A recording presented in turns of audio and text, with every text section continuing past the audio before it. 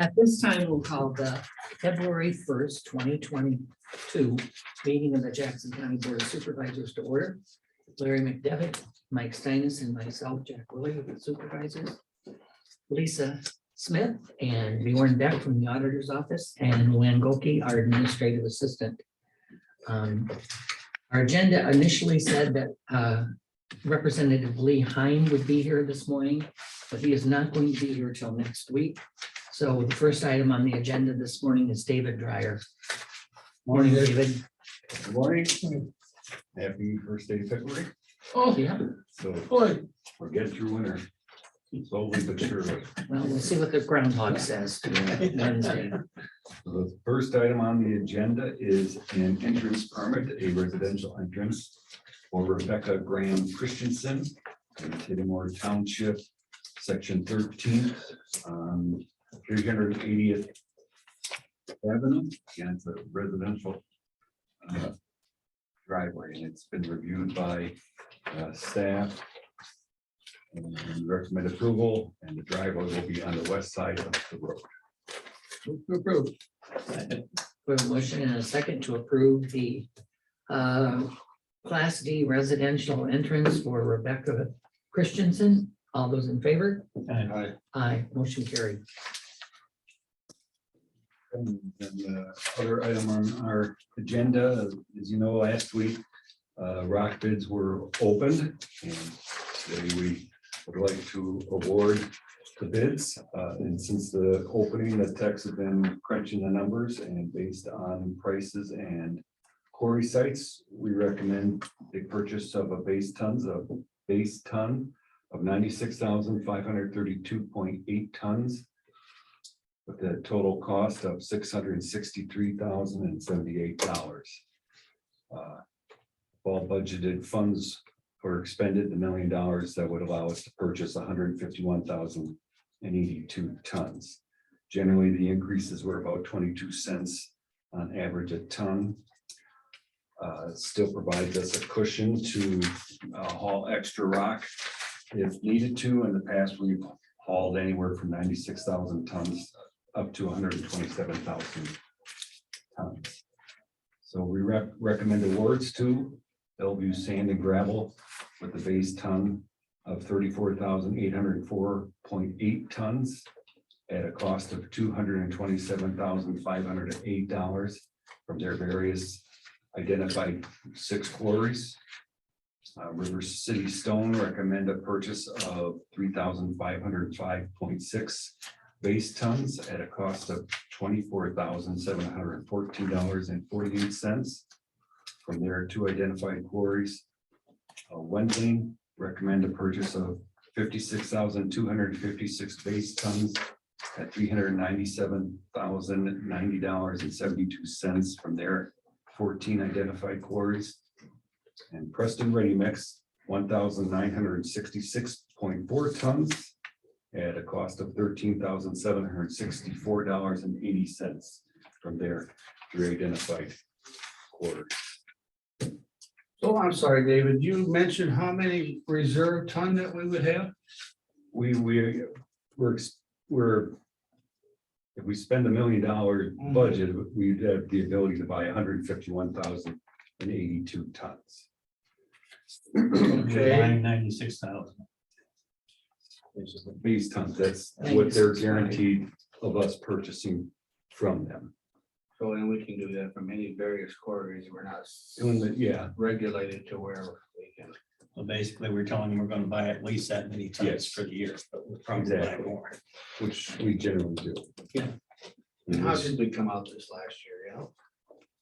Last year, I know it's a, 2021, they hauled 96,000 tons.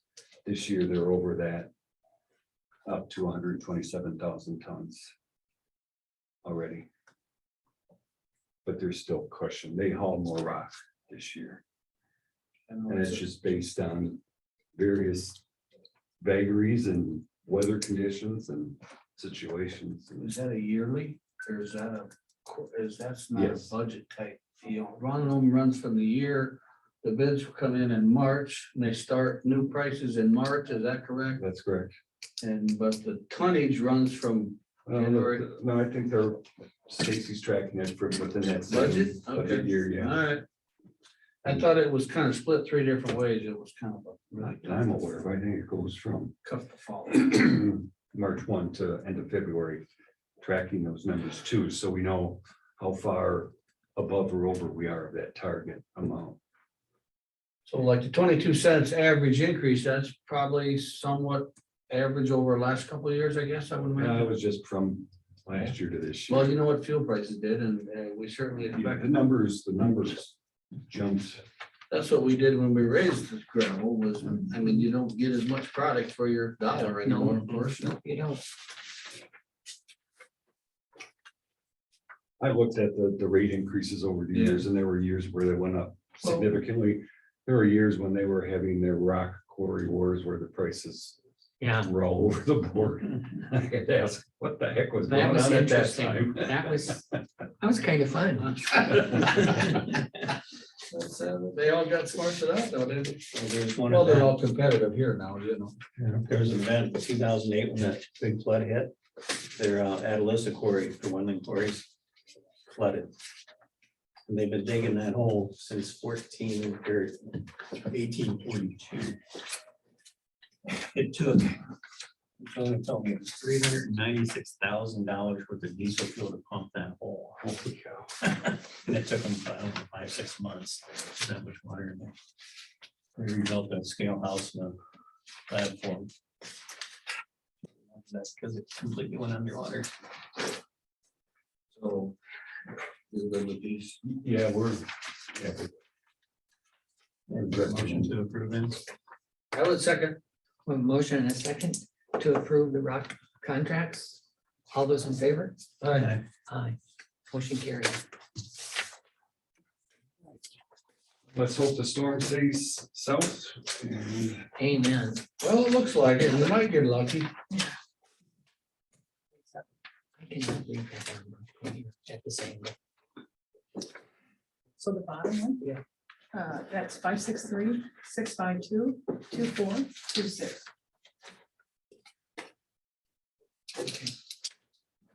Could the person that called in at 1-563-652-2426 identify themselves for our records? We have people sign in when they come.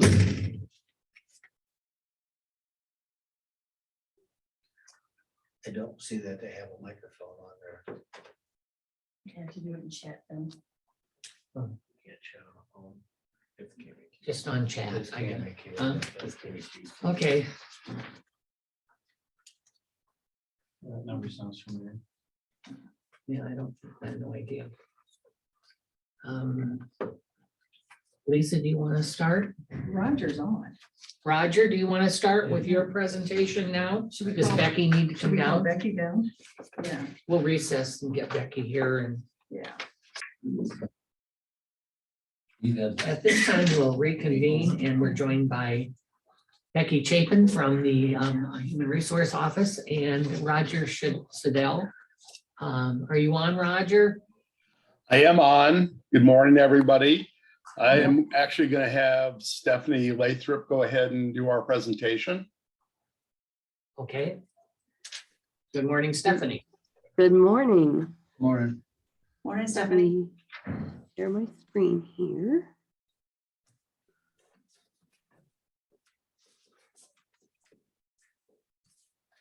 Okay, is everybody seeing the presentation? Not None yet. at all. Apologize. Becky sent us all that next reading material sometime late.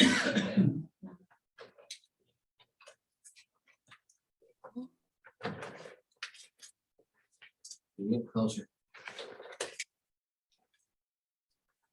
So he's cheese. Got it. It's on. Okay, perfect. Okay, so today we have your regular update, and then we'll also discuss the renewal for the next contract year. Topics for today: news you can use, on-demand training, your regular audit and management program, attestation materials, and like I said, your upcoming renewal. So a county in Iowa had a breach. It was a reportable breach. I know we have a short time allotment this morning, so I won't go into great detail. This is in your presentation that you guys received. And we would be happy to answer any questions that you may have about it. But the main takeaway from having this in the presentation is that counties are having breaches and they're having reportable breaches. So the first 3 slides, that's what it goes through, is that county breach.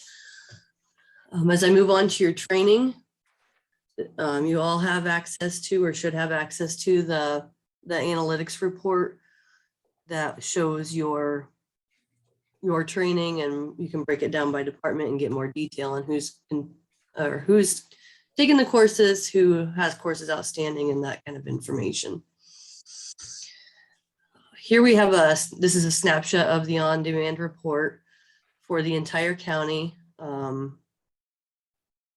The note here, the recognizing and addressing breaches course is, well, it sunset yesterday, so it will no longer be available.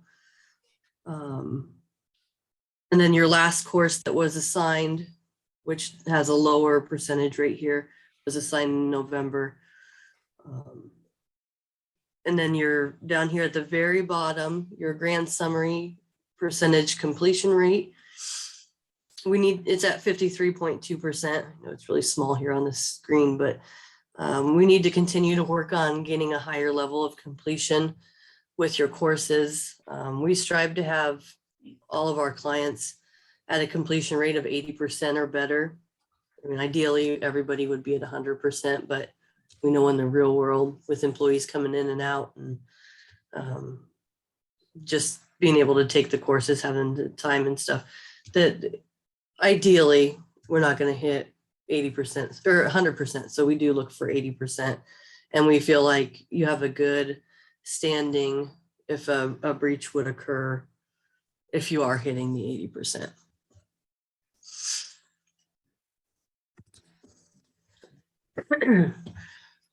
This slide is showing completion rates by department. This is all courses included. We're going to want to look at maintenance. They have a 0%. They haven't completed any of the courses. A lot of the other departments are looking pretty good. They're at 100 or 80 or above. So we just want to work with those departments to have the lower percentage rates in and help get the completion rates up. Your next course is due to be released this week, so we'll get that out. Next, we'll talk about your audit report. Audit is broken into 3 sections. So we have the security section, the privacy section, and the breach section. For your security section, we have completed all the audit protocols, so your overall risk score on those items is low. We are set in this first quarter of 2022 to begin the cycle again and work through those security protocols again. On the privacy side, we just have one protocol that has not been completed yet, which results in a moderate risk score for that item. But we will continue to work on that and get that. Steph, what does that completed. consist of? What does that consist of? Roger, do you want to jump in and explain that protocol? Sure. So the accounting for disclosures, there's a requirement that we keep a record of all disclosures that are made of NA protected health information. And we have not seen the log yet where that has been addressed. It is available within Hipaa Suite. So either the log is available and we'll be able to look at it during this first quarter, or we're going to have to reinforce the fact the accounting needs to occur as part of the training. So each one, I mean, we can go into the detail if you'd like, but each one of these items has an audit protocol that was developed by the Office for Civil Rights, the regulatory agency who oversees HIPAA. And so we just haven't seen the documents that we need to see to be able to complete this item. Steph, if you go on to the next slide, there are a couple of others that we need to be looking at. Business associate issues. The training we should actually be able to complete. We just want to get the training completion up closer to 80%. We do have a couple of departments that we need to work with. And then there's always an issue on sanction policies, because sanction policies need to account for everybody within the department. We just need to work with Becky on getting the sanction policy piece completed. I mean, all in all, you're in pretty good shape. We just have a couple of cleanup items that we need to get from incomplete to complete by reviewing documentation, possibly modifying a policy. And then again, as Steph said, we cycle through these every year. As we do the audit, I know I'm doing more than answering the question, so I'll come back in a moment, let you re-ask it if I haven't clarified. As we go through the audit every year, we actually update the security and privacy risk assessment, which is required in the remediation plan, and if necessary, review policies and procedures to make sure they get up to date. So as part of the audit, we're killing 4 birds with one stone essentially. So all in all, you're in pretty good shape. We just need to clean up a couple items in each of these different areas. So when we start back at this here, when your staff visits or whatever we're gonna do Zoom, make sure you put these things, if these are things that you need from us, I just need to know. I never understood that HIPAA suite was to be used for that disclosure log. So we can definitely do that. Just make yourselves a note that when we start to chat about this here again in the next month or so, that we are kind of up to speed on our end, what our requirements are to make sure we don't have those incompletes there. Absolutely. We'll make sure we actually conduct a short training with you on how to do it. So it's.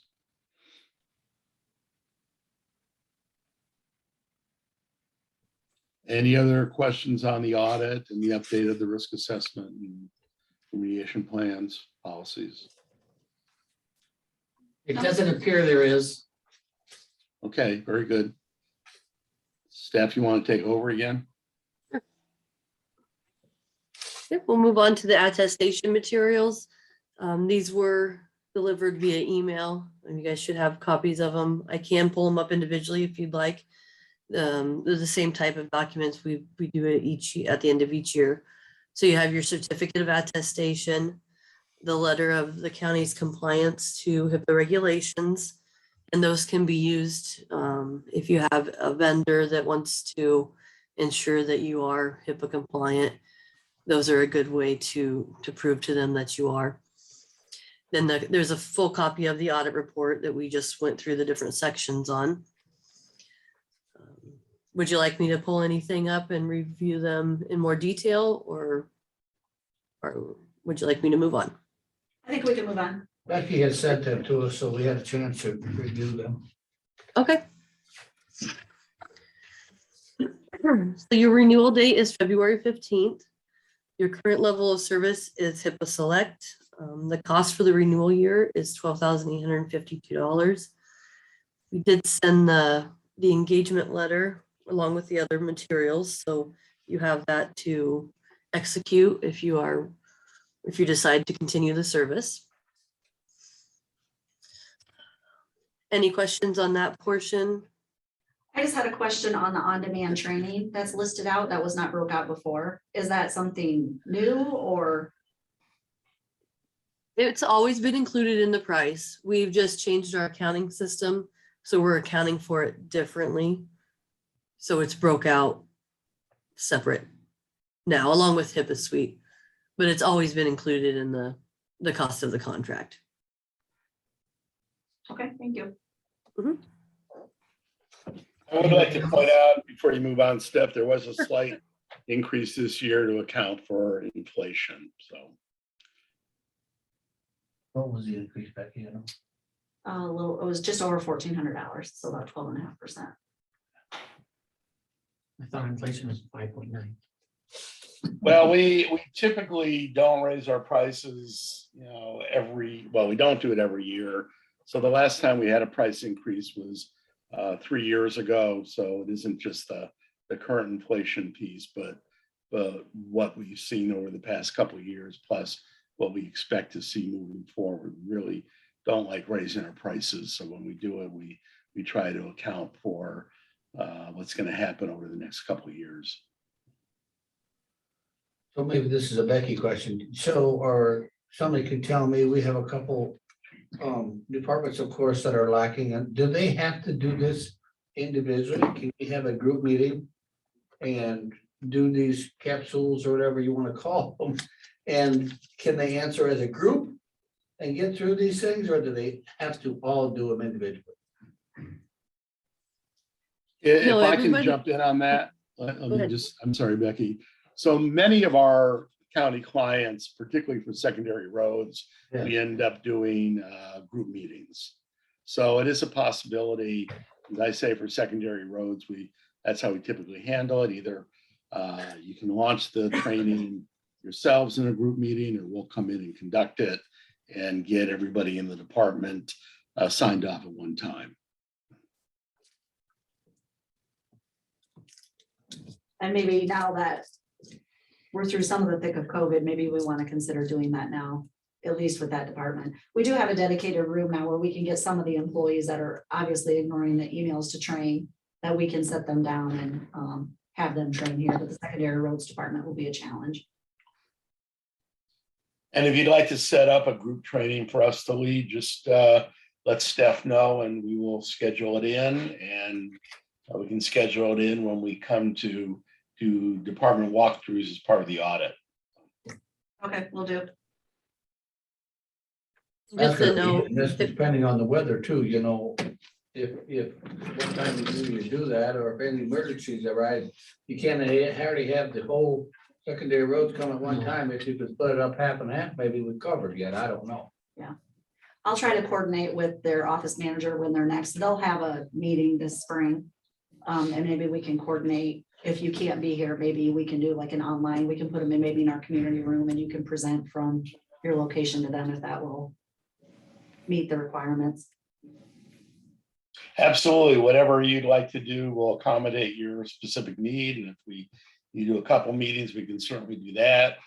Some of our clients kind of roll the Hipaa training into when they're doing OSHA training. So everybody's there for other trainings, and so we take our 15 to 20 minutes along with that. So whatever works best for you, just let us know and we will accommodate that.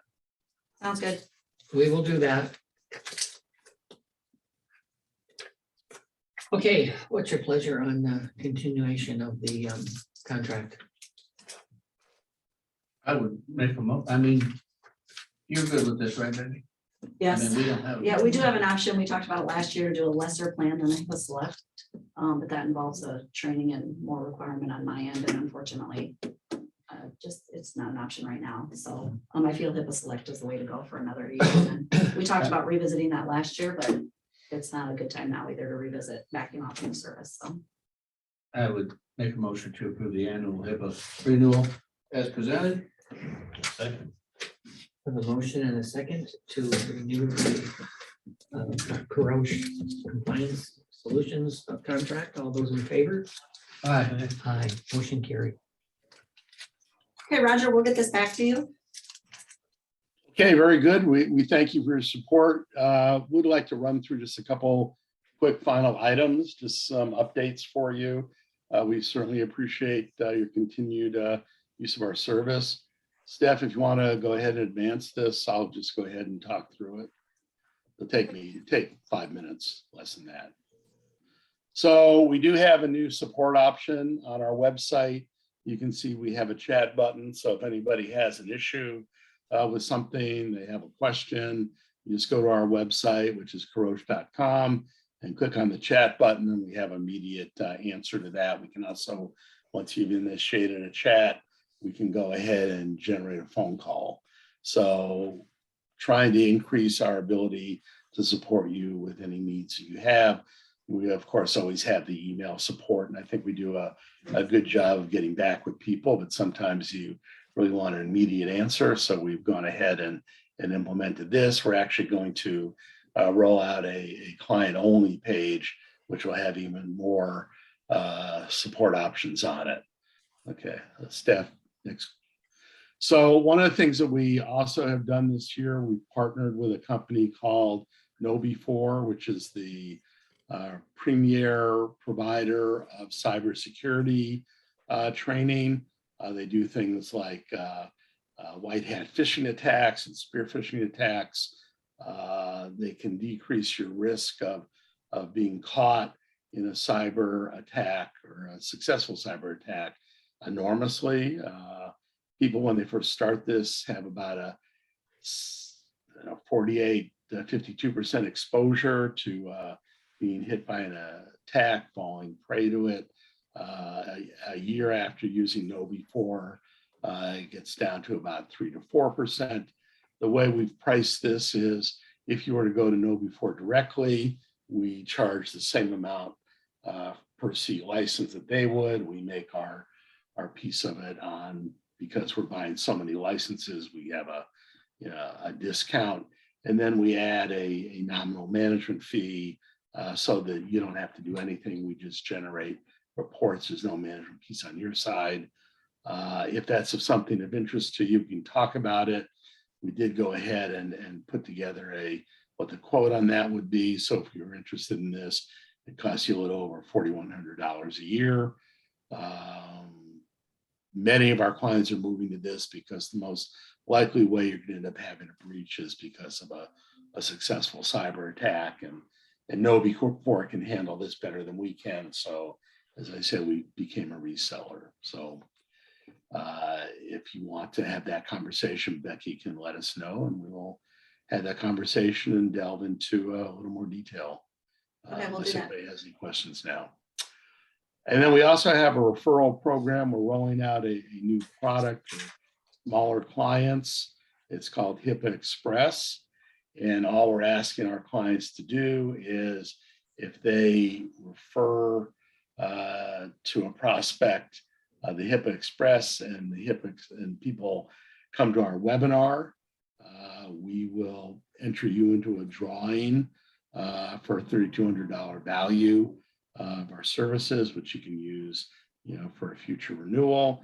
And to make sure that you get credit for it, we have a specific code that these folks would enter when they're signing up for a webinar. So we're not asking to sell our product, just if you're inclined to invite people to a webinar where we can talk to people about this new product. So for example, the county hospital, anybody the county is working with on, mental health, those are all people that would have an interest. And again, we're just, if you're interested in doing referrals, it's an opportunity to get discount or credit against your account. So that is, and for each referral that comes, you actually get multiple chances for the drawing. The odds of winning the drawing are no worse ever than 1 in 50.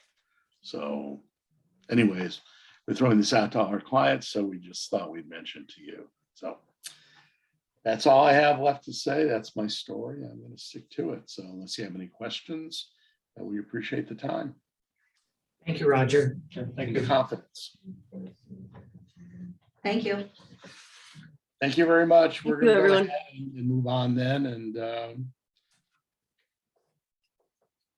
appreciate the opportunity. We will do that. So that last training they were talking about, we had covered that with our spring and fall schooling through ISACs. The cybersecurity. With the fishing, Yeah. we've had that, so. Yeah. And it continues to go on, so I don't feel we need to spend another $4,000 on it. Sure. Yeah, some of those things that. But we you do or you do not, I'm sorry, do you not. do or you do not believe. I don't believe we need to spend more on it because we've had that training through ISACs. Not everybody in the courthouse has I was it. like, who had the training? So that what they I provide remember is, having it. This sends an email to you, and then if you open it. it's like a test, it's like a repeat test quarterly. Oh, of individual okay. people. Well, they're gonna try to catch you in a scam by Actually emailing you getting- personally okay. instead of, We may have, I would like, we're not gonna discuss it because I don't know all the details, but we may have an avenue to pay for this. and I need will to do some further we'll research. check with, I know that Okay. ICAP offers discounts for based on, so that'll be a question that we'd have for them. if We'll add maybe- that to So our- yeah. we'll add that to our So this is list. actually entrapment training, right? I guess you call it. Yeah, I guess. Yeah. Hands-on. Yeah, So Basically. Yeah. for who? Everybody. everybody on the county email system. So that new Cadillac, they We'll said. just you could have buy, everybody just like send your- our emails to Bjorn. Well, yeah, I mean, We've gone through We have, eyeballs. yeah. as far as the Caroche training, I mean, it's obvious that you're not gonna get some of them on secondary roads or don't even gonna operate a computer, so. Well, the hard thing to explain to them is why they have to take some of these trainings.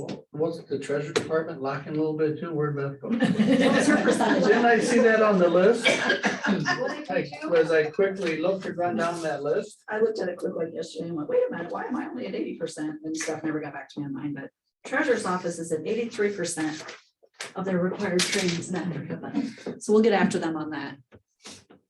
So a couple. Everybody just needs I to mean, log in to see what trainings they have available, and I can go look too, but I didn't have a chance to go on any reports If yesterday. we had maintenance, I'm of up course, to is date, lacking but I on so can't- secondary roads, so if we I could can't get. Oh, see yeah, if my yeah. employees are up to date, right?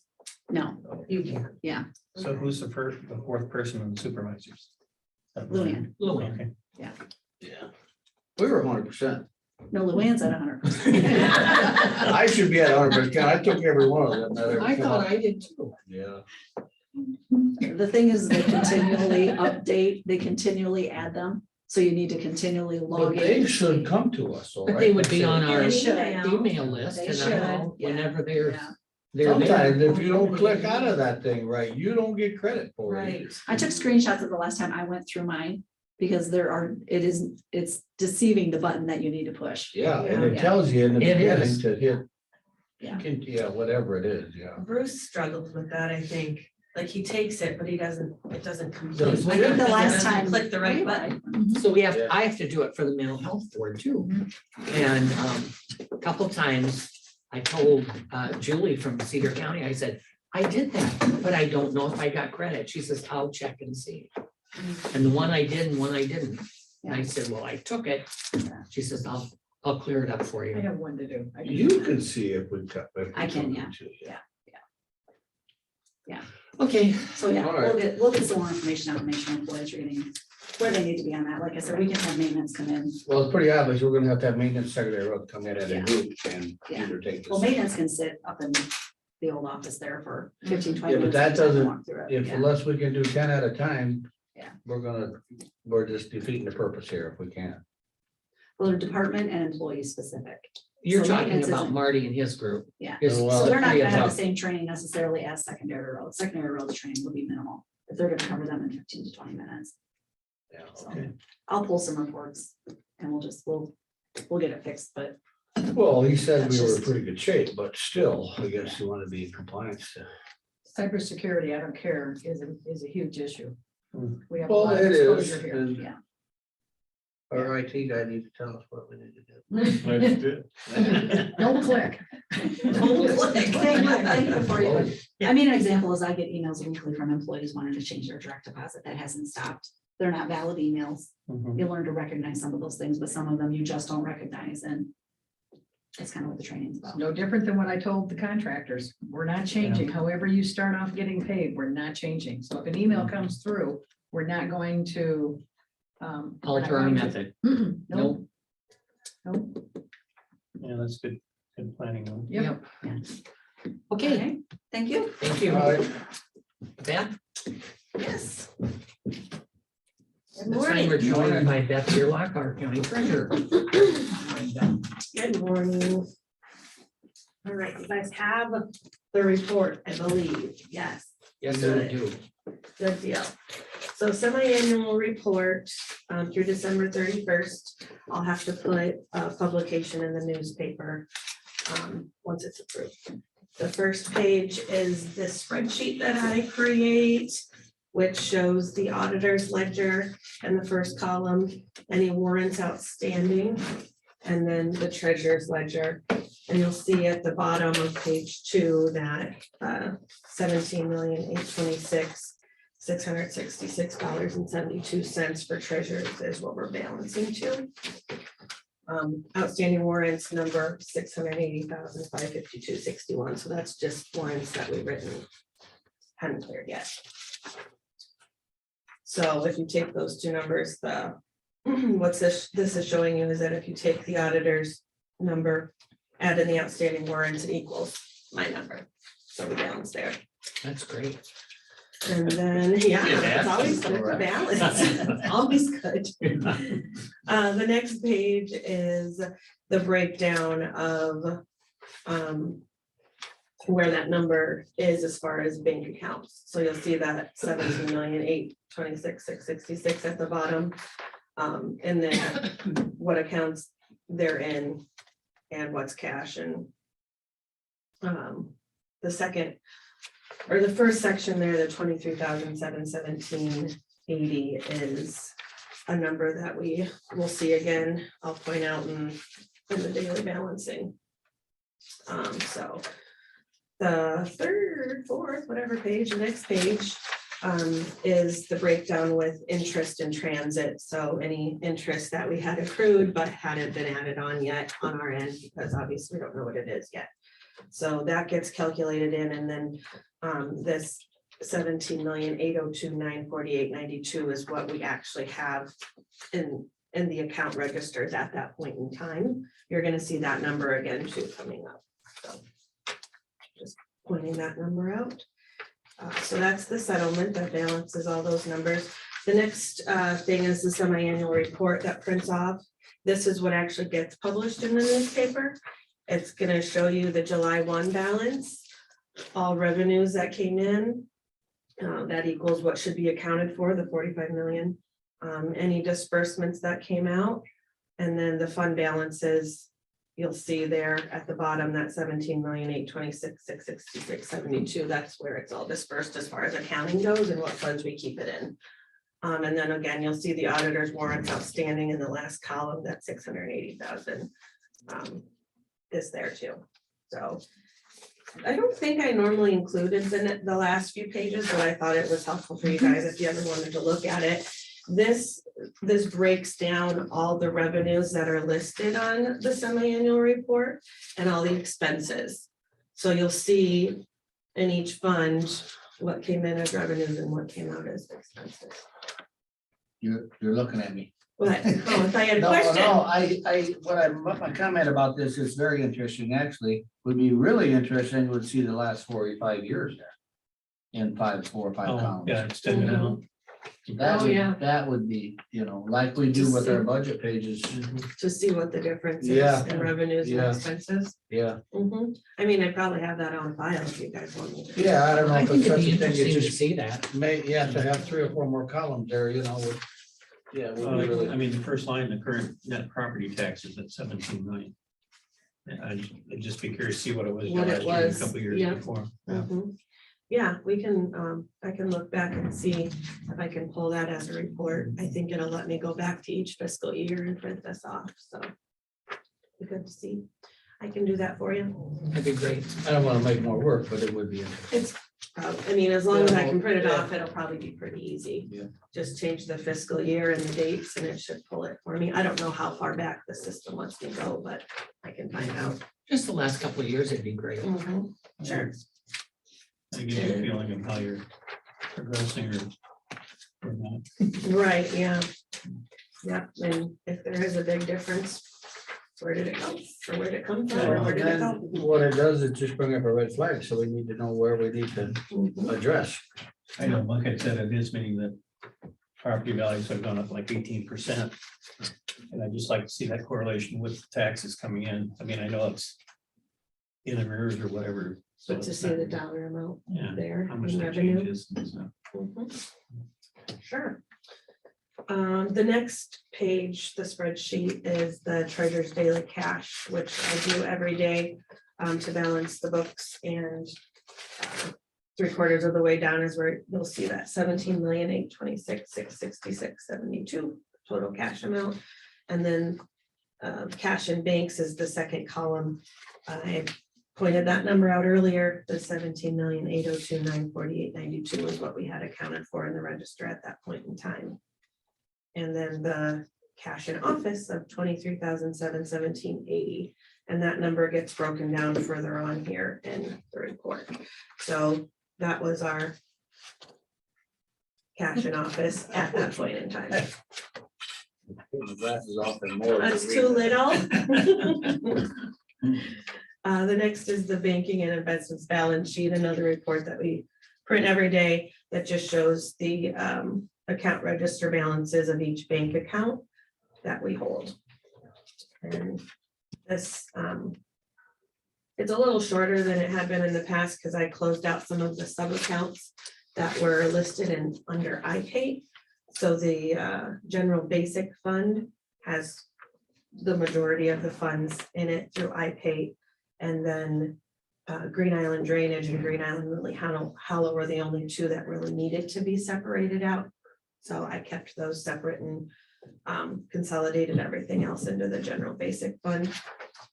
What was happening is, I think at one point in time, the sub accounts were created, but then nothing ever happened with them. So they just had balances sitting in them. And every month I would have to add interest into 10 different accounts separately. And there was really no reason You for it. mentioned that last year, the year before already. Yeah. So now they're consolidated. I think that I did that in June, right before the end of the fiscal year. So I probably told you that when I did the semi-annual report then, that you would notice that.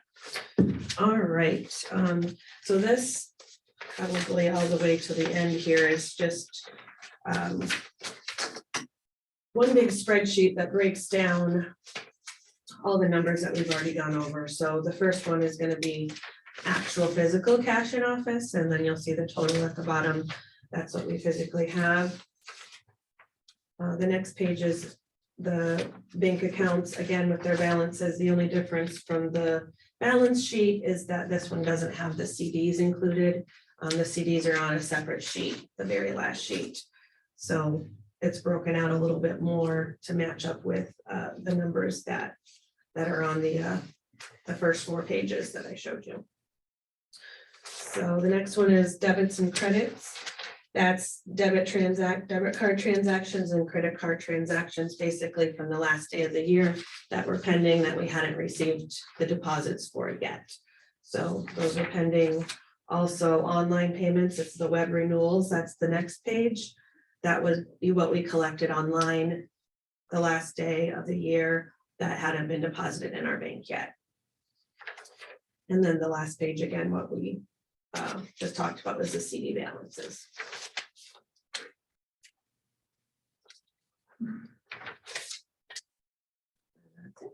And I mean, a lot of these numbers you look at daily, of course. How often do you get audited or checked Audited or checked? as far as the numbers balancing? Well, the state auditors, I guess, would be the ones who check it. That's just once a year. But if I don't balance in the accounting software, then there would be a problem. I have to do that every day. You do that every day. Then there'd be a red flag. There would be a red flag if I don't balance. Yeah. You have to balance. Yeah. You gotta like numbers, don't you? Yeah, I do. There's a lot of them. Yeah. Yeah. I used to do an auction, if it didn't balance, you just throw in $20. Yeah, you can do that. So I think to get signatures, I would say that Yep. you need a motion. Need a motion to approve and Okay. have the board sign. Sure. Motion. I would second. Motion and a second. all right. All those in favor? Aye. Aye. You wanna sign?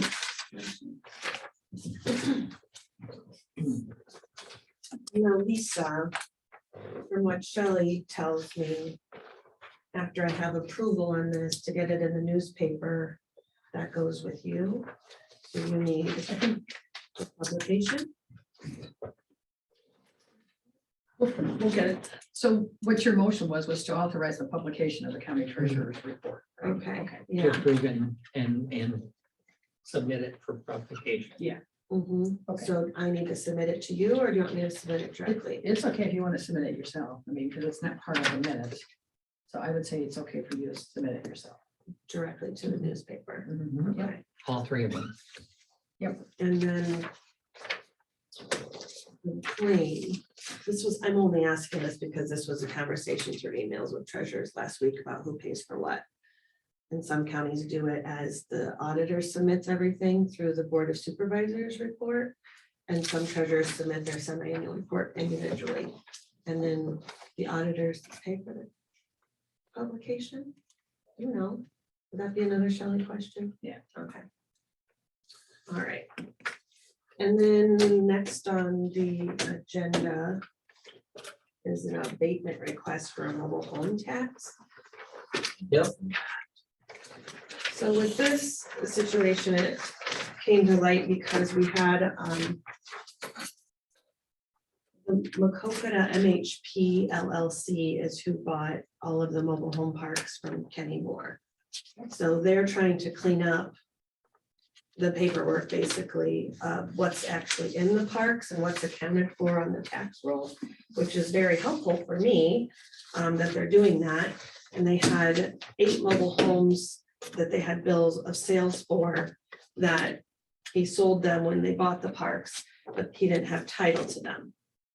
So they went through the process, the bonding process through the state, the DOT, which an investigator comes out, checks the mobile homes. They try to look for a VIN number, any sort of trail they can make to the previous owner. If they can't, they create a whole new VIN number and give title to the new owner. So that's what happened with 8 of the mobile homes, is that Makokata MHP took title to them, and now they have new VIN numbers. But this was one of them that just kind of threw up a red flag because we had property taxes that were due on this mobile home for Pamela Burkhart. And it's now a county held tax sale certificate because they haven't been paid since 2016. So we noticed that because we were comparing the actual physical address, the lot location of the mobile home that came through on this list that we had to create new titles for. And this one was located at lot 108 in the same park, same address. So we did a little research and come to find out that the description of the mobile home was similar. The only thing that was off was the investigators are calling it in 1973 and we had it as 1974 from title, but everything else matched. And so it's believed to be this mobile home has now been titled to Makokata MHP. They're going to start paying property taxes on it. We won't ever get paid from the past. previous. Yeah, so probably what my assumption is what happened is the mobile home park mobile home owner moved out of the mobile home park, sold it to the mobile home park owner. Mobile home park owner never took title to it, so it stayed taxable in the mobile home owner's name. Mobile home park owner then lets it go, doesn't pay taxes on it, and never gets the title in their name, and then they sell it. So we're left with nobody to pay. So the trailer's gone. No, the trailer's still there. Is there any value to the trailer? Yeah, they're going to, well, they've already taken ownership to it and they're gonna rent it out. I mean, they wouldn't have went through that whole process if Right. they weren't gonna make money on it. So now they're gonna be paying taxes. We'll be getting income off of this now, but we haven't been getting income off of it. in the So it's past not because like a nobody piece of was there. land that says that there's, It's different than a piece of land. yeah, so 'Cause you don't it's- have to pay the back taxes and you don't have It's to. mobile home More of a taxes school are. tax, right? Yeah, yep, basically, mobile home taxes are just for the school districts and city probably gets some. May I ask, because MHP is. The Makokata MHP. Yeah. I think it stands for Mobile Home Park. Oh, That's that the would name make of the sense. business that purchased all the mobile home parks from Kenny Moore. It is not a local entity. No, Okay. they're like, have a New York address and the California address that they used. Is this something like it's going up, like up a table mounted and stuff that we heard so much news about in the last 2 years? With their rates and whatnot up there, that companies are coming in buying these mobile home parks? I don't know. Don't know. We'll Yeah, find they're out.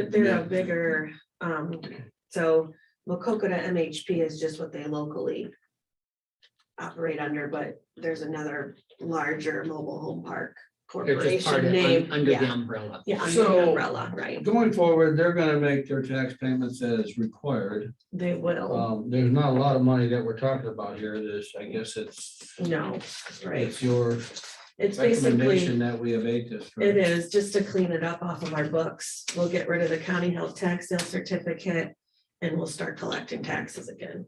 I would make a motion to remove the mobile home tax abatement or approve this mobile home tax abatement request. This is resolution number 860-02-01-2022. The certificate we have, the tax sale is not the same title as what they have now. Say that again? So the tax sale is on the certificate of the original title and they So- put a new title on it. Yeah, so- it's not really on the title. It's just, we know that that mobile home park is parked in a mobile home park in our county and we're taxing them on it. So mobile home taxes are only taxed to mobile homes and mobile home parks. And that's current. It doesn't go in arrears like property taxes do. So it's not that we necessarily have to worry about the title of it. That's separate for the owner to have to worry about. So the property taxes are just taxes that we charge that haven't been paid, but it's not really in direct correlation to the title. Does that Okay. make sense? Yeah. It's.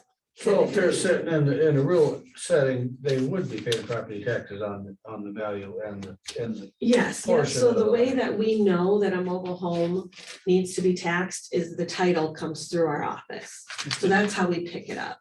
If a title shows up for us to title it into someone's name and it's parked in a mobile home park, we know we're gonna do the title work, but we're also gonna put it in our tax roll system and start immediately charging taxes on it. It doesn't wait till the next tax year.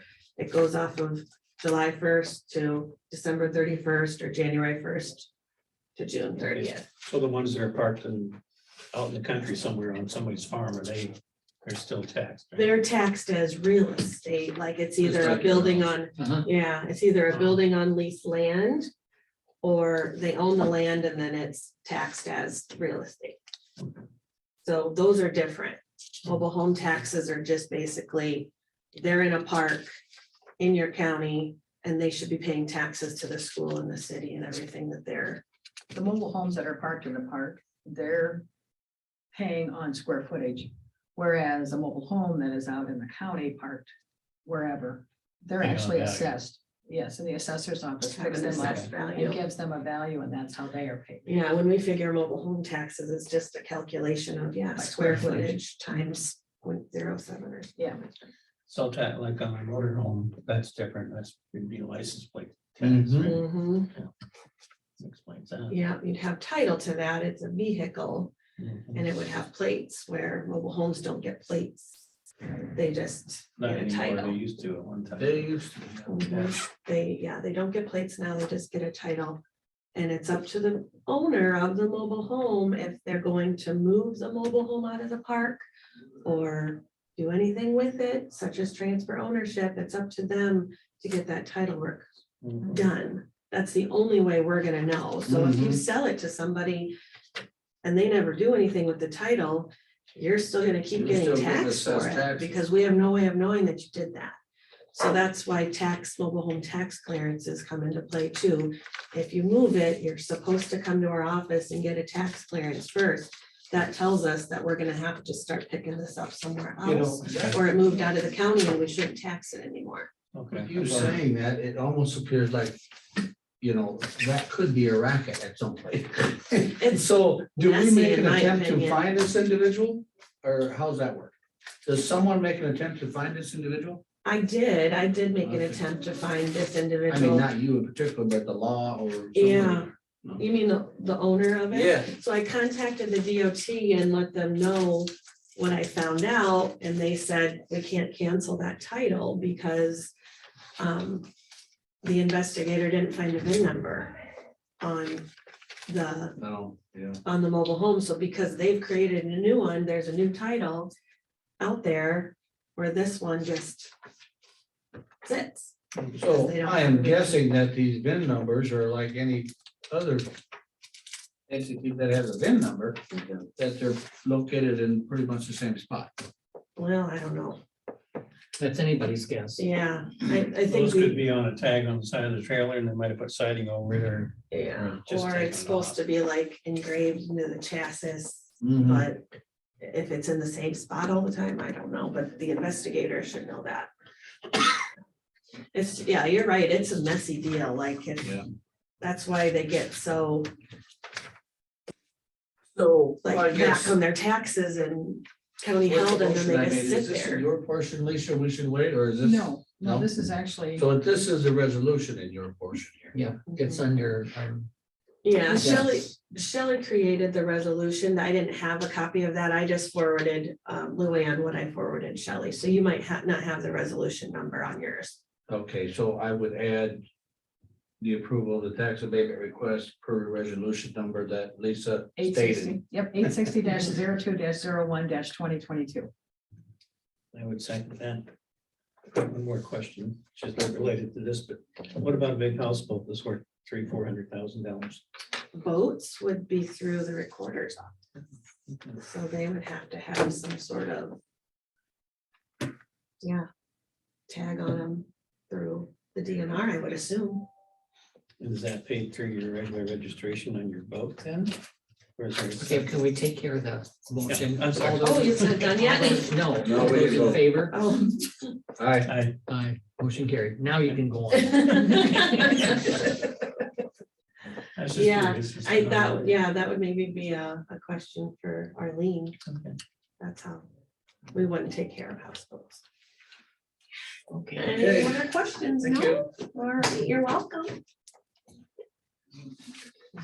I don't see Heidi up there yet. Yes, Heidi yes, is yes, on, yes. so I will yield my time to Heidi. Huh? Yes, she's Heidi up. is on, so I will yield my time to Heidi. Oh, I see her. Hello, Heidi. Good morning. Good morning. Morning. How's everyone doing? Okay, Good. Well, thank you, Lisa, for yielding your time. Sure. Well, today, really what I wanted to do is get in front of the board today as we're taking the steps to get some bonds in place for the county for the law enforcement center. Last week, we had the rating call with S&P. It's expected that rating results will come back this afternoon. Shelley and Lisa did a fantastic job on the call. Dave Heyer from Jackson County Economic Alliance also joined in and gave a nice economic update on that call as well. How that process works is once we receive those results this afternoon, we'll take a review of that document later this afternoon. And then we should see a finalized document either tomorrow or the following day from the rating agency. So everything from that standpoint is moving forward very well, and wanted to give you that update. Now that the rating is in place, we're looking in that the county will be locking in interest rates at your meeting on February 15th. With that, I wanted to give the board, an update on rates. I know last week, I know that there was some shift in rates after the Fed had mentioned that they were looking at doing some rate hikes this year. There was a little bit of a little bit of market reaction to that. Yet this week, though, we're seeing that that's calming down. And then the Federal Reserve policymakers are saying that they're getting maybe ahead of themselves and that these need to be gradual tightenings. And so I did provide the board with an update on, where rates were at, with that kind of excitement of last week. Even with that little bit of excitement that week, we're still looking at, bond rates, well below that 31 cents. We're looking at about 29 cents on the levy. And so still a very good market. I wanted to also talk to the board and make sure that when we get ready to lock in interest rates, at that point on the meeting on the 15th, we will have a contract to lock in rates, which will mean that you will have dedicated investors at that point and at that rate. And so I want to make sure the board is fully ready and prepared to lock in rates.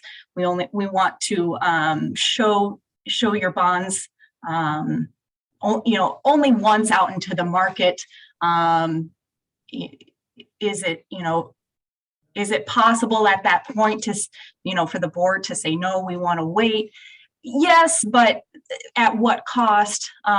You take the risk of having to show those bonds twice, and investors may not, take it as seriously that second time around. So wanted to make sure, touch base with the board to see if they had any questions, concerns before we go full steam ahead into, locking in your bond rates here at the February 15th meeting.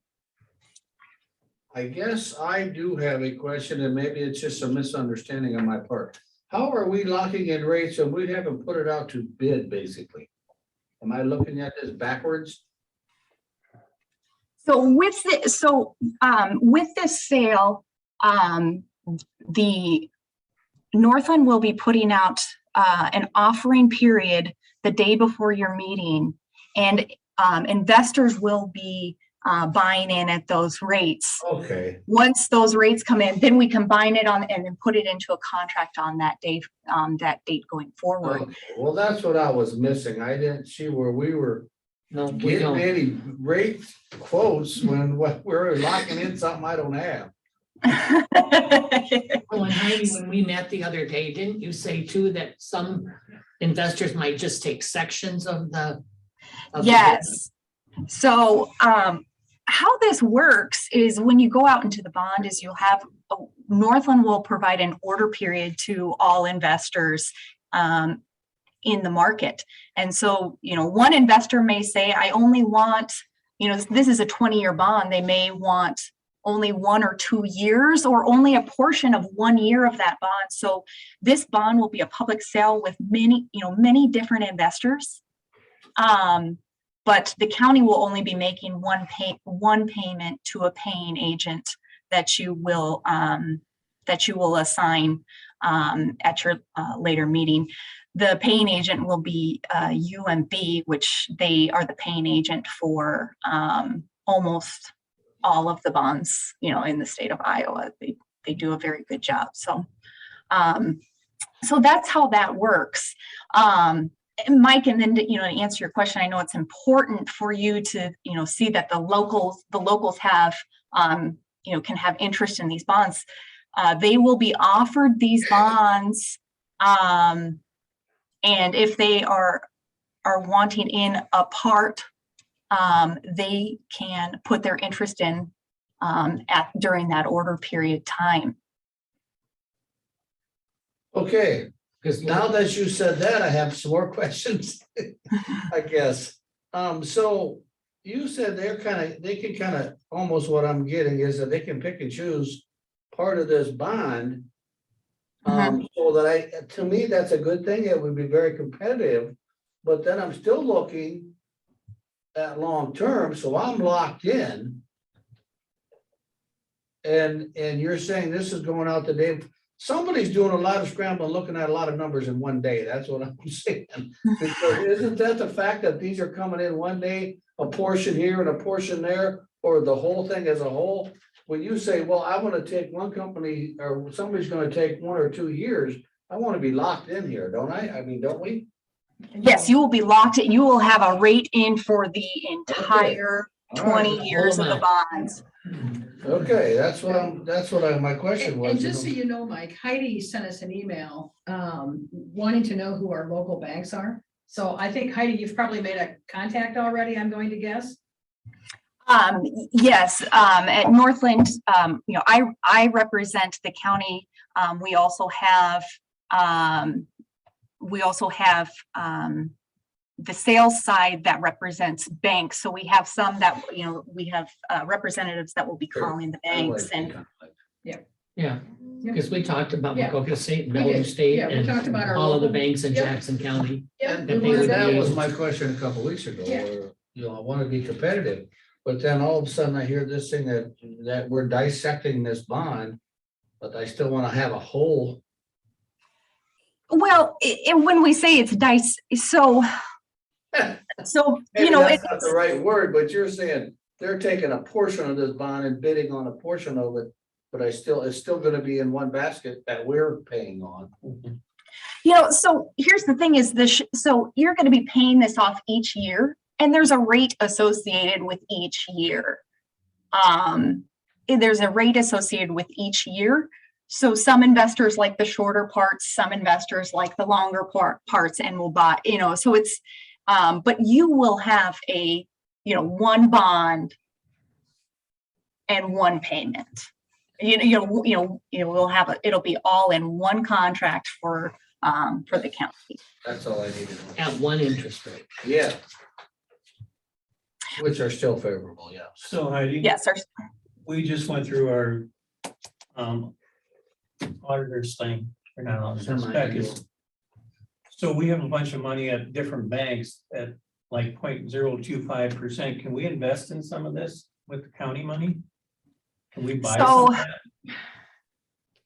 Once you receive your bond proceeds, I'm not talking about that. I'm talking about money we have now that we have in bonds or whatever.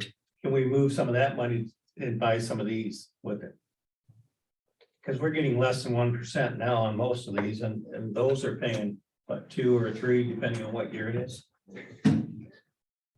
Where those numbers were, we had. All right, treasurer's report. I don't I think don't that's think we something need to- that you can do. I would get Because it. I think we do short term. I mean, we don't do, a 2-year note or, Yeah. I think we're moving money in and out, all the time. I'm not the treasurer, but that's my guess is that we have no long-term. yes, There's like 7 million in the one account. Yeah. Well, that's basically our 25% carryover that we're trying to keep. That we use. Keep Okay. the place running. Yeah. Yeah. Okay, No, I don't, we don't want to be an investor. just a question. And honestly, and I think Heidi would agree, after we presented all of our financials to the S&P on the call last week, our financials look really good. And I'm sure that Heidi would agree. So we have no debt. We've managed our money well. I mean, we've got good things going. And I think we gave a pretty good overview of Jackson We County and did, yeah. our financials. And I thought Dave did an excellent Yeah. job of Mhm. from the Economic Alliance about what's happening in Jackson County, The- talking about subdivision, Yep. housing and all of that. We talked about everything. Yeah, it was a very positive call and good questions from, I can't think of the gentleman's name, our S&P, what was Blake? Yeah, Blake, yeah. Blake Yoakum. So, yeah, so it was a positive experience, at least from my perspective. I thought it was too. Yeah. I really Mhm. enjoyed being a part of it. Yeah, me too. if there's, one thing to add is I know that it's important, the board has noted that it's important for the locals to have the option to buy into some of these bonds. With your direction, not necessarily a full action, Northland can put a priority policy that any bonds that the locals want to buy, they will have priority over any other banks. We would just need to have that kind of nod from the board to go forward with that.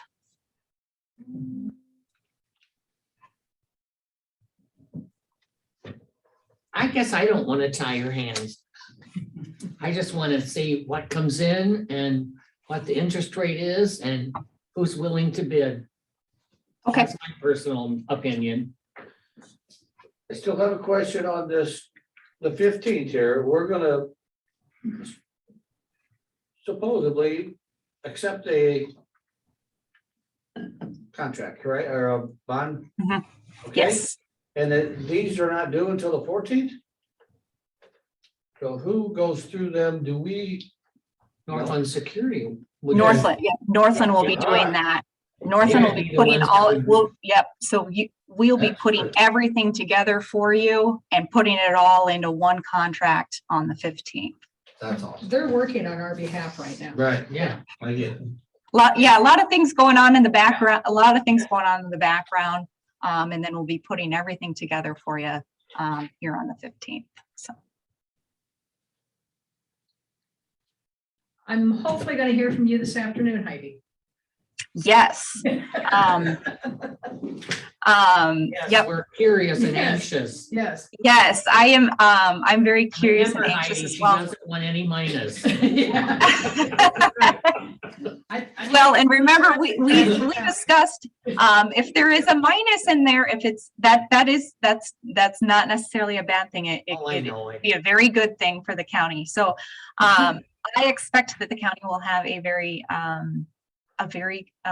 good rating based off of everything that we've talked about today and in the calls. And so. Heidi, I do will be you in want contact with to, them. since Mike and Larry weren't at that meeting, would you like to explain the pluses and the minuses and so that they understand that if it is a minus, that it's not really a mark Not a bad against thing. us? Yeah, it's not a bad thing.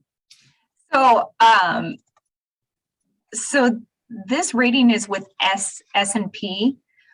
If you've heard about, ratings on bonds, there's anywhere from, your junk bonds that are like the BBB status, all the way up to the most high grade bonds of AAA. The other rates, in between that are your A range, which go from A- to A plus. And then you have your AA range that goes from AA- to AA to AA plus. The county has very good finances. And, for counties of your size and your finances, we're seeing that you'd be in the A plus to AA- range. But the AA- is actually a notch higher than an A plus. So we expect to see, somewhere in that between those two in the range. And it's really just based off of, the county's size and valuations. Why can't we get a AAA? And that's, these are ratings that are national ratings based off of all sizes of municipalities. And, Jackson County is a small rural county. And so that's where counties across the state, kind of end up that are just like yourself. So. Thank you. I just thought they would want to know that. You know me, I was gonna aim big. I'm going AAA. Well, we sure appreciate it. I need dropping in and explaining. Yes. But we'll be ready. All right. Well, I'll be getting to work. I thank you for your time. If there isn't anything else, I'll let you get back to your meeting. If something comes up, I know that this is a new process. If you have some questions, you have my number. You can reach out to Lisa too, and I can continue to explain things. Okay, thanks, Heidi. Thanks, Heidi.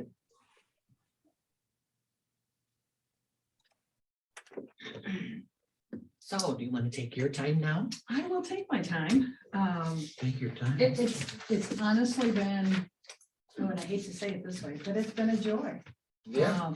We've had a good conversation.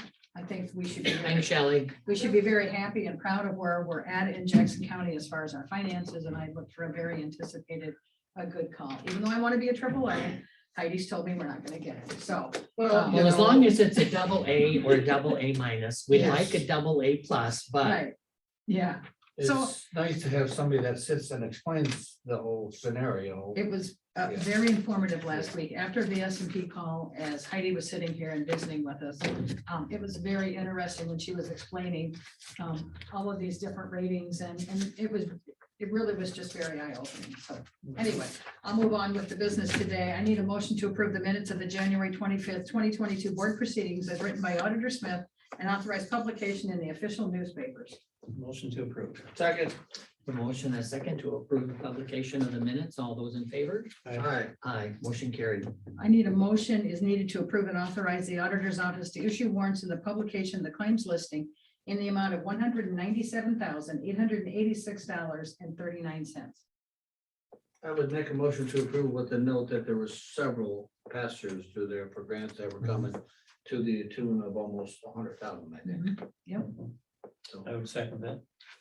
We have a motion and a second to approve the claims. All those in favor? Aye. Aye, motion carried. I need a motion is needed to approve resolution number 861-02-01-2020 to transfer $17,500 from the general basic fund, the 1000 fund, to the local health nurses fund effective on February 1st, 2022. So moved. Second. We have a motion and a second. Any discussion? Any explanation to that is what We just keep moving money around as needed. covered? Yeah, make sure we stay in a positive balance and, yeah. Okay. So, All those in favor? Aye. Aye, motion carried.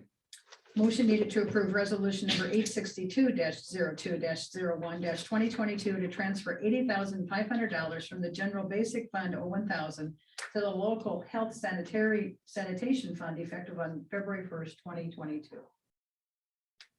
I would move to approve. Second. We have a motion and a second. All those in favor? Aye. Aye. Aye, motion carried. That's all that I have for the board today. Okay. Morning, Brent. Did you want to address the board or? Nope, I just seen the bonding was on there. Oh, okay. So I thought I'd try to get over here and be part of that, so. My question is, are you or Jim available? The Farm Bureau has invited us to make a presentation on where we're at with the jail. Mhm. All three of us have a commitment tomorrow night. And it's going to be at the Farm Bureau office. Their meeting will start till 8, so it could be a possibility. I am finished with my 911 that I could slip over there also, and if you're available or not available, but there's a possibility I can still get there. Well, I would think ours would be done. I mean, the one up at the Clinton Community College. I I was would gonna think that'd sit be in, but done. I can't. Oh, that one, well, what time does that start? That's 5:30, isn't it? 5:30, so. Yeah, that was a couple hours last time. Yeah. Yeah, it's possible it'd be done by 8, Yeah, or you can Um, slip out at 8 if you wanted yeah. to. And Jim is putting on some training tomorrow night till probably 9, actually here in the courthouse from like 5 till 9. I guess my question is, when I got that, what really can we report at this point in time? Well, basically, got the we're moving bids out, forward and we we're- got the good rates Yep. and we're looking for the, the bonds to come in and the good. 15. And the they building started getting the put up. building for the storage. Yeah, the utility building is going up, so. Yeah, I didn't stop yesterday. There was somebody down there doing some work yesterday. Do you know? what that Oh, was? they're putting it up today. They, when I went by this morning before I got here, the sidewalls, I don't know, not the posts. Post. Okay, posts are going up and Got to look got over the there. plates on and we got it cleaned out yesterday morning and snow removed and. You're gonna be like me, drive by on your way home, right? Yep. Okay. So Jim probably be tight. I would say, don't worry about it. Yeah, We'll try to get somebody there. and I'll be out in Des Moines tomorrow, so I probably won't get back till 9, maybe 10. Okay, that's fine. Okay, Luann.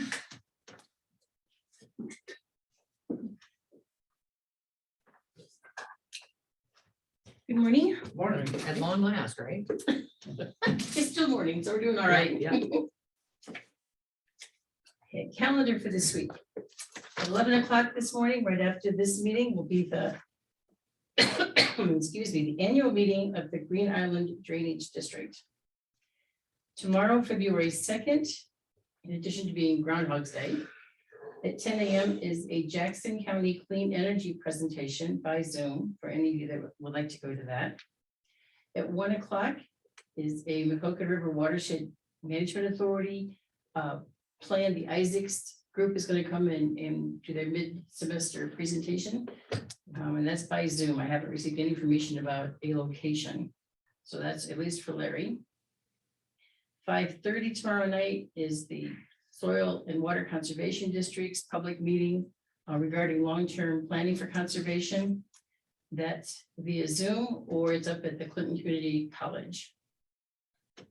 At 6 o'clock tomorrow night is E911's meeting and the public hearing on their FY 2023 budget. That's for Mike. Thursday, February 3rd at 11 a.m. is a tag meeting by Zoom for Mike. At 1 o'clock, it's a budget work session for all of you. At 6 o'clock that night is the conference board meeting by Zoom, also for all of you. On Friday, February 4th, and in addition, is it at 1 p.m. Mike does have a DCAT meeting that'll be either into it or by Zoom, whoever he wants to attend. At 3 o'clock is a regional governing board special meeting by Zoom for Jack. Monday, February 7th at 8:30 a.m. Jack has a meeting with Isaacs on the Kilns project. That'll be a regular meeting for a while, 8:30 on Monday mornings. Our next regular meeting will be on Tuesday, February 8th at 9 a.m. We will have Representative Lee Hine here that morning. And that afternoon at 4 o'clock is the Macoka River Watershed Management Authority's Executive Committee meeting by Zoom for Larry. And at 5:30 is an LWDA Leadership and Iowa Workforce Development Town Hall meeting by Zoom for Jack. Busy week. Well, and that's not the end of it, because then on Wednesday night, you'll all be heading out to Des Moines for the statewide supervisors meeting on the 10th. That's next week, yes. Next week, yes. Okay, business I have this morning other than the calendar is I'm looking for a motion to reappoint 2 members of the current Board of Health to new terms. That would be Dr. Gerald Beatty and Jermaine or Nin Flegel to new 3-year terms that would expire 12/31/2024. And they both been contacted and agreed. They have. So moved. Second.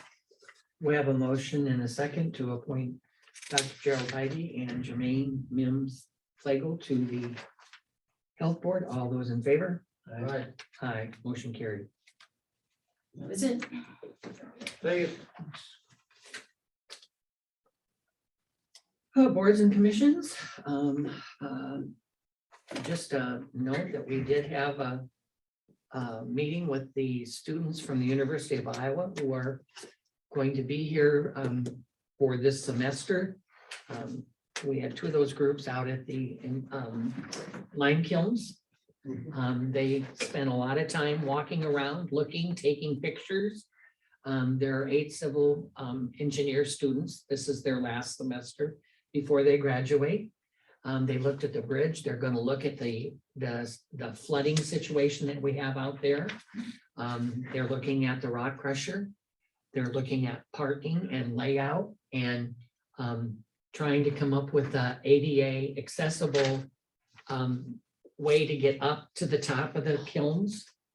And Bob Garian, who owns the property just south of that, was there and participated in the program. Larry and I were there along with Bonnie, and Bob Sheets was there, and Nathan from the Conservation Board was there. I think the young students were really impressed. Yeah. I really do. I mean, I think they were really pretty amazed. And I know afterwards, we went over to the interpretive center so that they could watch some of the slideshows that Nathan has there. And we had lunch, we had provided lunch for him downstairs, and I know that the young student that was sitting next to me was looking through all of these pictures of like we would call architectural designs, but it was about the water and all of that, and was asking me questions. He said, really, I don't think I'm the one to answer these questions. So Bob Sheets was there, so he was trying to help, and then there was Nathan too, was very helpful. And I had one of the instructors ask me, so what were these used for? You know, and I can kind of explain the process of, loading it up and firing it and making the line for mortar and stuff. And he says, oh, okay. I mean, it's just, so we don't do that anymore with Portland Smith and stuff. but I thought, and then the first and third Mondays of the month, we're going to have updates from the students about how their project is proceeding. And they had one student there that was in an art major, and she was flipping her camera like nobody's business. I mean, she was taking pictures of everything.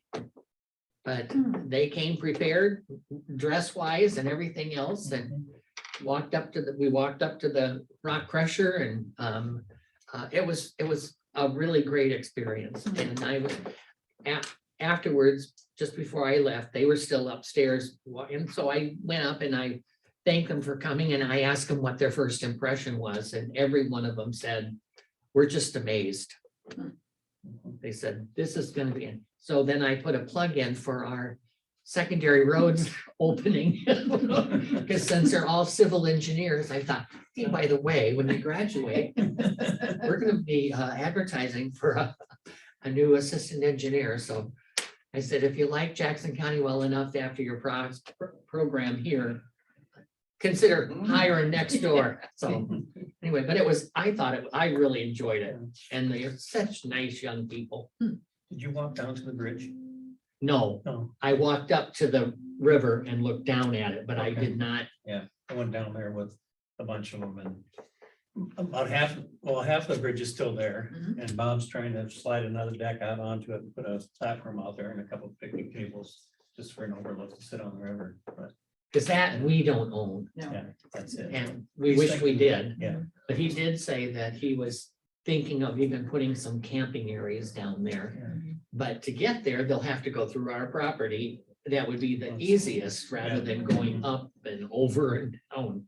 So I think we're just curious to see what they come up with, and it should be Some kind of concern exciting. about the erosion in the river. If you coming back from the Duke, take a look over there and you'll see the bridge, but so the bridge is out here and the river used to run through the bridge, and now the river has come over here and it's washing out.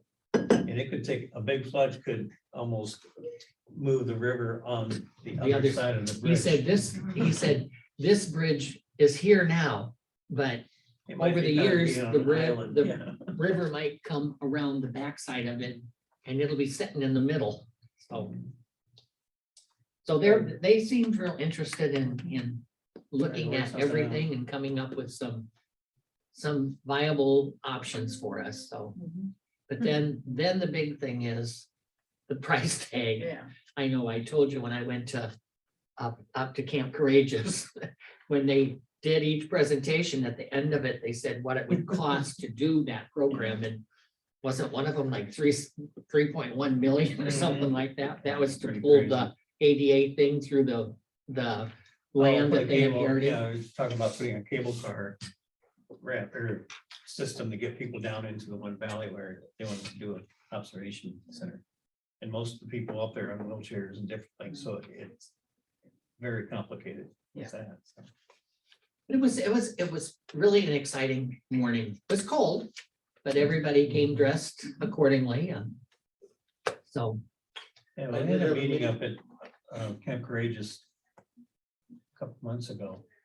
And it's amazing what they do up there and the people they serve, and it's all, I mean, there's no federal dollars or anything in that. It's all volunteers and. And no fee to the donations. participants. Exactly, yeah, there's thousands of kids that run through there every year. Mhm. Yeah. They got their own train for train rides and it's just amazing. And they got a, what do they call that, cable car? Mhm. Where they take you up the hill. You actually sit in it, two people could sit in it, they take you clear up to the top and then they cut it loose. Yeah. That's kind of exciting. Zip line. Zip line, there you go, yeah. Okay. So on the 26th, I did have a meeting that was canceled, so I did get to the EMS meeting in Lamont. And it was really interesting. They had aircom there. And they have like an auto dispatch type system that they use for to disperse air care wherever they're coming from, whatever location. And it was really interesting how it works. And the best part about it is it's free. And they do all the work, and you basically dispatch, I think, kind of just says we need one, and so there's no arguments here nor there. They give an update on the EMT course, their skills tests are started in late January, they started, I think they have, currently have 8 students, so they lost a few, but I think they have 8 students yet, they said, so. The midterm exams are in the middle of February, and that's on track, so. Otherwise, it was a pretty interesting meeting, and they give some updates about a children's survey and EMS survey, and I guess I don't know a lot about that, but it goes through the Iowa Department of Public Health, so it's interesting. Okay, is there anything else to come before our meeting? We do have a 11 o'clock meeting with the Green Island Drainage District, and so that'll be coming up in about 25 minutes, so. Make a motion to adjourn. We have a motion and a second to adjourn. All those in favor? Aye. Aye, motion carried.